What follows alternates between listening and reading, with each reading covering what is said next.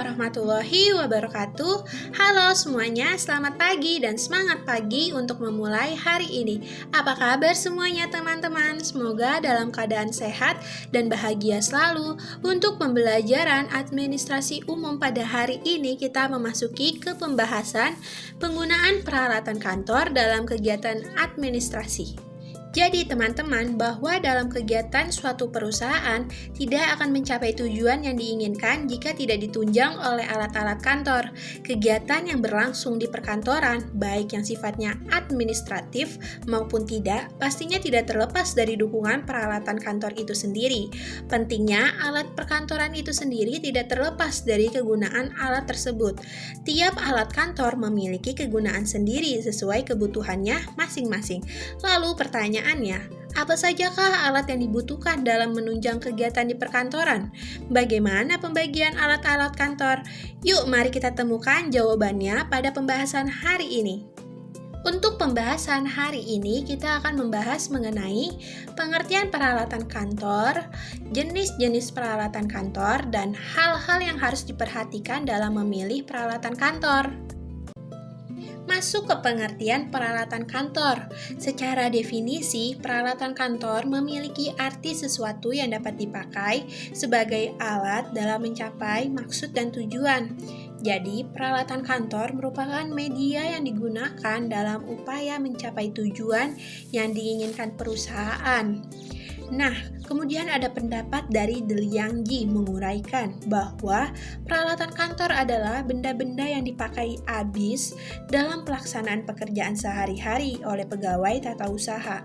Secara singkat bisa kita simpulkan bahwa pengertian peralatan kantor itu sendiri dapat didefinisikan sebagai segenap benda yang dipergunakan untuk membantu kelancaran tugas-tugas tata usaha yang terdiri atas perabot kantor, bekal kantor, dan hiasan kantor. Setelah kita mengetahui pengertian dari peralatan kantor, muncullah pertanyaan, sebenarnya kegunaan peralatan kantor itu untuk apa? Nah, di sini dijelaskan bahwa kegunaan peralatan kantor yang pertama untuk mendukung aktivitas pekerjaan kantor. Yang kedua, untuk memperlancar dan mempermudah proses pelaksanaan aktivitas kantor. Yang ketiga, sebagai aset dan pelengkap kantor. Selanjutnya, kita memasuki ke pembahasan jenis-jenis peralatan kantor. Nah, teman-teman bisa dilihat sendiri pada layar bahwa jenis-jenis peralatan kantor ini dibagi menjadi 3. Ada yang berdasarkan bentuknya, berdasarkan penggunaannya, berdasarkan jenisnya. Jadi kita bahas satu persatu ya teman-teman. Yang pertama, jenis-jenis peralatan kantor berdasarkan bentuknya. Ternyata teman-teman di sini dibagi lagi menjadi 3. Ada yang berupa lembaran, non-lembaran, dan buku. Adapun peralatan kantor yang berupa lembaran seperti kertas HVS, kertas folio bergaris, kertas karbon, formulir, dan sebagainya. Kemudian yang non-lembaran ini yang berupa benda padat seperti alat tulis kantor, yaitu pulpen, pensil, penggaris, kemudian pembuka surat seperti gunting, karter, dan sebagainya, dan stempel seperti stempel perusahaan, stempel tanggal terima, stempel agenda, dan sebagainya, dan kemudian perlengkapan meja seperti kalender meja, kotak kartu nama, file folder, dan sandaran buku. Untuk yang berbentuk buku, merupakan salah satu benda yang penting untuk menunjang kegiatan administrasi di kantor atau perusahaan.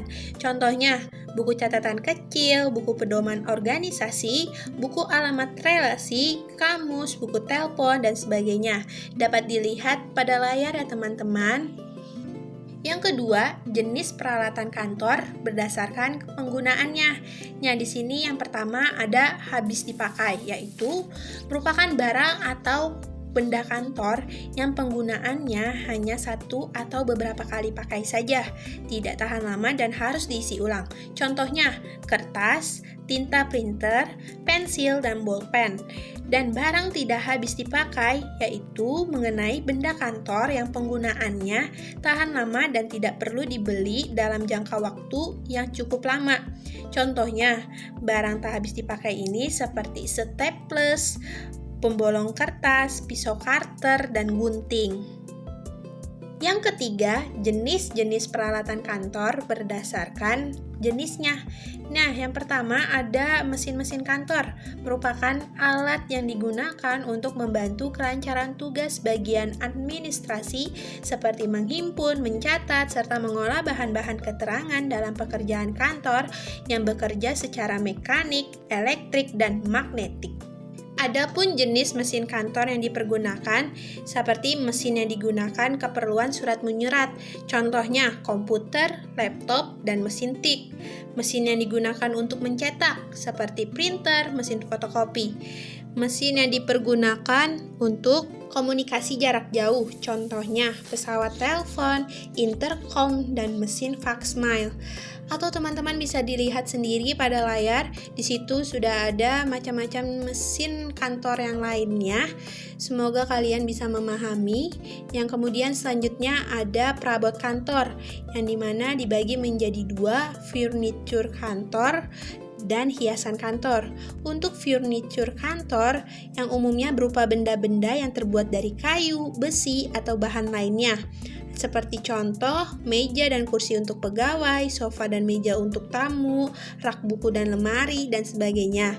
Kalian bisa lihat juga pada layar. Untuk hiasan kantor yaitu benda-benda kantor yang digunakan untuk menambah suasana yang menyenangkan sehingga memberi semangat dan kenyamanan dalam menyelesaikan pekerjaan.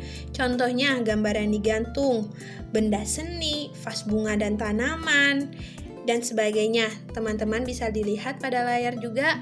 Semoga kalian bisa memahami.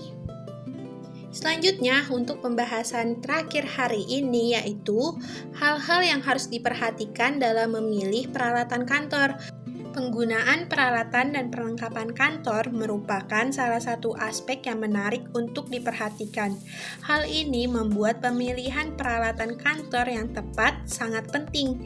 Adapun hal-hal yang harus diperhatikan.